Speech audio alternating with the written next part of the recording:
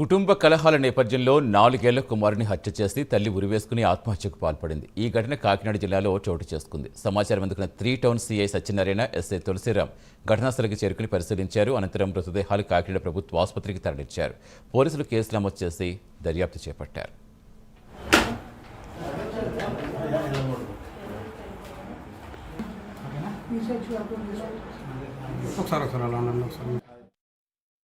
ఉరి వేసుకుని మరణించిన స్థితిలోను, అలాగే ఆ పిల్లవాడికి నోటికి ప్లాస్టర్లు ఉండి మంచం మీద పడిపోయి చనిపోయిన స్థితిలోను ఉన్నట్లుగా పోలీసు వారికి వచ్చిన సమాచారం మీద ఈ నేరస్థలాన్ని పరిశీలించడం జరిగింది.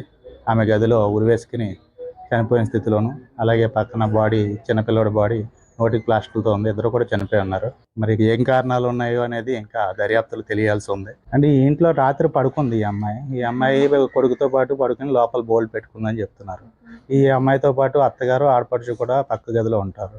వీళ్ళు మార్నింగ్ లేచిన వెంటనే వీళ్ళు ఆ అమ్మాయికి డోర్ కొట్టిన తర్వాత 8 తర్వాత డోర్ కొడితే ఆ అమ్మాయి ఏమి సమాధానం చెప్పకూడదు. వీళ్ళు కంగారు వచ్చి పక్క వాళ్ళని పిలిస్తే వాళ్ళు వచ్చి కిటికీ డోర్లోంచి చెక్ చేసి చూస్తే లోపల ఉరివేసుకున్న స్థితిలో ఉన్నట్లుగా చెప్తున్నారు. ఈమె ఉరివేసుకుని మరణించిన స్థితిలోను, అలాగే ఆ పిల్లవాడికి నోటికి ప్లాస్టర్లు ఉండి మంచం మీద పడిపోయి చనిపోయిన స్థితిలోను ఉన్నట్లుగా పోలీసు వారికి వచ్చిన సమాచారం మీద ఈ నేరస్థలాన్ని పరిశీలించడం జరిగింది.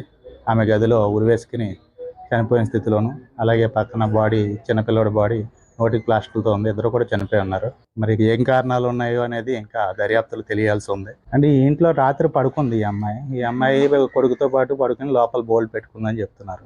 ఈ అమ్మాయితో పాటు అత్తగారు, ఆడపడుచు కూడా పక్క గదిలో ఉంటారు.